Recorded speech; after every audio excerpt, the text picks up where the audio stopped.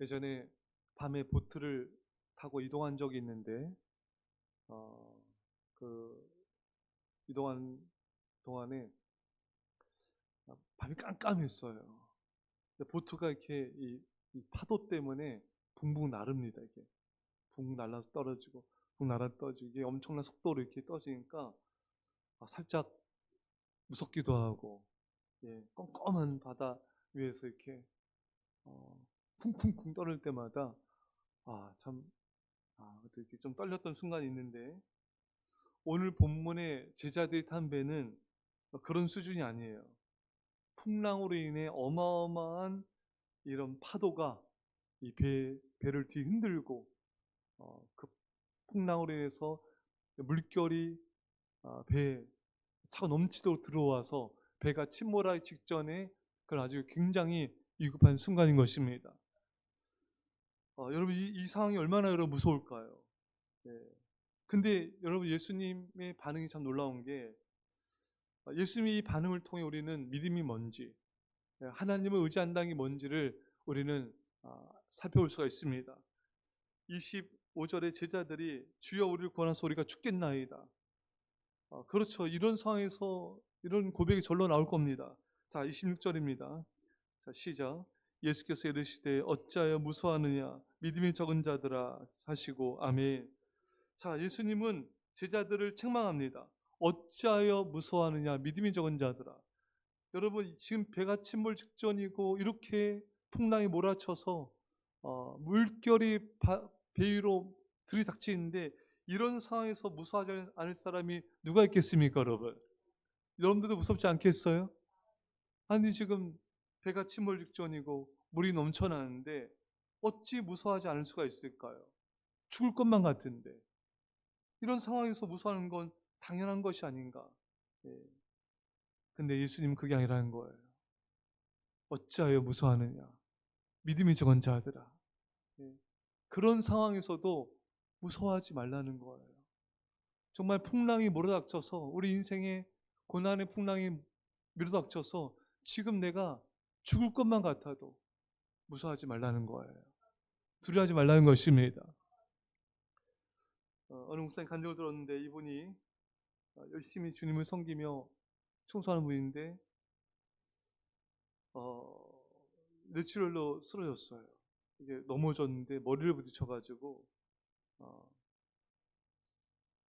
이게 의식이 없는 거예요. 그러니까 아내는 너무 무섭고 두렵고 눈물 나고 이제 그 병원에 이송하기까지 너무 시간이 걸리는 거예요. 이 아내도 얼마나 여러분 무섭고 두렵고 떨리겠습니까? 그리고 이분이 의식이 없다가 다행히 깨어났어요. 깨어났는데 이제 여러 감각들이 죽어 있는 거예요. 5군데인가 뇌출에 이제 일어나서 후각과 미각이 잃어서 음식 먹어도 맛을 못 느끼는 거예요. 후각도 없고 청각도 일부분 손상이 되고, 그러니까 너무 목사님 눈물이 나더래요. 괴롭고 얼마나 또 두려웠겠습니까? 일평생 이렇게 살아간다는 게. 여러분 우리도 마찬가지죠. 어떤 가정과 사업의 문제, 재정 문제, 여러 가지 문제로 힘들고 괴롭고 눈물 나고 두렵고 무서움이 밀려올 때가 있습니다. 근데 이런 상황에서도, 이렇게 두려운 상황에서도 예수님은 오늘 본문의 제자들에게 말씀하신 것처럼 우리에게 말씀하고 계시는 거예요. 어찌하여 무서워하느냐 믿음이 적은 자들아. 여러분 사람이 이렇게 이런 감정의 동물이고 이렇게 급박한 상황인데 어찌 여러분 무섭지 않겠어요? 근데 우리가 알아야 될 건요, 이런 상황이 있을지라도 그 순간은 우리가 답답하고 괴롭고 눈물 나고 무서울 수 있지만 그것을 이제 우리는 떨쳐버려야 되는 것입니다. 예수님은 무서워하는 것은 믿음이 적은 것이다, 두려워하는 것은 믿음이 적은 것이라고 말씀하고 있는 거예요. 마태복음 6장에서는 염려에 대해서 말씀하죠. 이것은 하나님 없는 이방인들이 하는 것이다. 너희 천부 아버지께서 아시느니라. 너에게 있어야 될 거 아시느니라. 그래서 염려하는 것은 하나님이 없는 자가 하는 것이다. 여러분 우리가 이것을 통해 알 수 있는 것이, 정말 믿음을 갖는다면은 우리가 염려하지 않게 돼. 염려가 들더라도 쫓아내는 거죠. 염려 근심이 우리에게 임할 수도 있어요. 하지만 그것을 인해 쫓아내고 좀 하나님을 신뢰하게 된다는 것입니다. 우리가 정말 믿음을 갖게 되면 오늘 본문에 정말 이 제자들처럼 이런 풍랑이 쳐서 죽을 것만 같은 상황에 처해도 무서워하지 않게 되고 두려워하지 않게 된다는 것입니다. 여러분, 근데 이것은 여러분 끊임없는 주님을 신뢰하는 노력이 있어야 돼요. 다니엘도 사자굴에 던져지는 그 급박한 상황에서도 어떻게 평안하며 담대할 수 있었습니까? 다니엘은 기도하는 자였습니다. 근데 그냥 기도한 자가 아니에요. 여러분, 기도 짧게 하고 간단히 하고 대충 하는 사람은요, 어렵고 힘든 문제가 생기면은 두렵고 무섭고 염려, 근심, 걱정, 불안하고 이걸 이기지 못해요. 하지만 다니엘의 기도는 그런 기도가 아니었죠. 하루 3번씩 깨어 감사하는 기도였습니다. 그러니까 온종일 정말 깨어 기도하는 사람, 시간을 정해놓고 깨어 기도할 때 여러분 평안해지고 담대해지는 것입니다. 여러분, 우리 기도가 그런 기도가 되길 바랍니다. 그냥 대충 하는 기도, 짧은 기도, 그냥 겨우겨우 하는 기도. 이런 기도는 힘이 없는 거죠. 이런 기도는 이런 상황을 이길 수가 없는 거죠. 이런 기도는 담대할 수가 없는 거예요. 다니엘처럼 시간을 정해놓고 깨어 기도하십시오.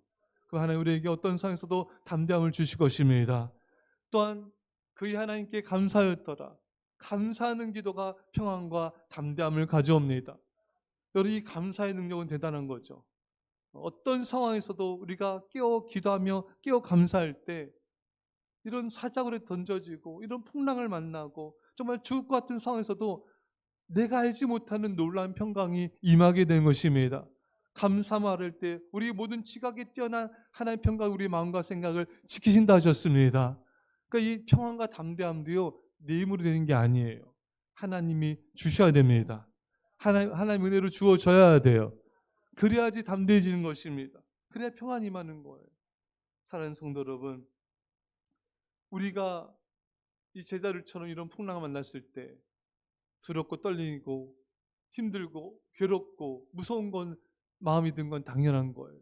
하지만 하나님을 신뢰하며 깨어 기도하시고 깨어 감사하시고 전적으로 하나님을 의지할 때 우리가 이해할 수 없는 놀라운 평강이 우리에게 임하게 되고 놀라운 담대함이 임하게 되고 우리는 어떤 상황에서도 주님과 함께 그 담대함의 평안 가운데 승리하게 될 것입니다. 이런 은혜가 있길 주의 간절히 축원합니다. 기도하십니다.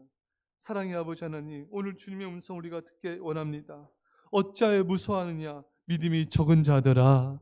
정말 죽을 것만 같은 상황에 처했을지라도 두려워하지 말라, 무서워하지 말라 말씀하신 이 말씀 붙잡고 우리가 주님을 신뢰함으로 깨어 기도함으로 깨어 감사함으로 우리 안에 평안이 넘쳐나게 하시고 담대함이 넘쳐나게 하셔서 주님과 함께 승리하게 하심을 감사드리며 예수님의 이름으로 기도합나이다. 아멘.